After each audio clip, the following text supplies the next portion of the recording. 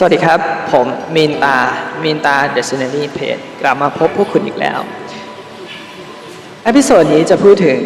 การเรียนรู้ภาษาไทยระยะเริ่มต้นเป็น EP 3ในหัวข้อ How เรียนรู้อย่างไรမင်္ဂလာပါခင်ဗျာကျွန်တော်မင်းသားပါမင်းသား Dictionary Page မှာတကယ်ချင်းနဲ့အတူပြန်ဆောင်လိုက်ကြပြန်ပြီအခု episode EP 3မှာခေါင်းစဉ်က How ဘယ်လိုလေ့လာမလဲဆိုတော့ပတ်သက်ပြီးကျွန်တော်ကိုထိုင်းလိုလေးပြောခွင့်ပြုပါခင်ဗျာเริ่มต้นเรียนจากตัวอักษรฟังพูดอ่านเขียนฝึกใช้ในชีวิตประจำวันและสื่อสารกับเจ้าของภาษาไทย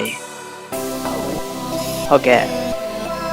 How ဆိုတဲ့ခေါင်းစဉ်နဲ့ပတ်သက်ပြီးဘယ်လိုလေ့လာမလဲဟုတ်ပြီအဓိကကြတော့ထိုင်းအခရာများနဲ့နားထောင်ခြင်းစကားပြောခြင်းဖတ်ခြင်းရေးသားခြင်းတို့ကိုစတင်ပြီးနေ့စဉ်အသုံးပြုမှုတွင်အသုံးသက်နေတာအသုံးသင့်နေတဲ့အချိန်တွေဖြစ်ပါတယ်ငယ်ချင်းမိတ်ဆွေတို့ဒီအခုချိန်ကနေစပြီးတော့ထိုင်းဘာသာစကားပြောဆိုခြင်းလေ့လာခြင်းသင်ယူခြင်းတွေနဲ့အားလုံးကျွန်တော်ရဲ့အစီအစဉ်လေးရပြီးတော့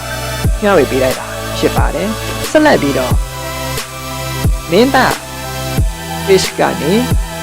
like share like and follow လုပ်သွားပေးဖို့အမေးချပါတယ်အခု episode မှာကျတော့ဒီကုန်းချုပ်လိုက်ပါပြီခင်ဗျာကျွန်တော်ရဲ့လေ့လာမှုတွေကို sharing လုပ်ပြီးနေတာ6ခုဖြစ်မယ်လို့ညွှန်လင်းပါတယ်ခင်ဗျာการเรียนรู้เป็นอิสระภาพของชีวิตလေ့လာခြင်းဒီဘဝ၏လွတ်လပ်မှုပါရင်းခံဖြစ်ပါတယ်ခင်ဗျာကျွန်တော်မင်းသားပါ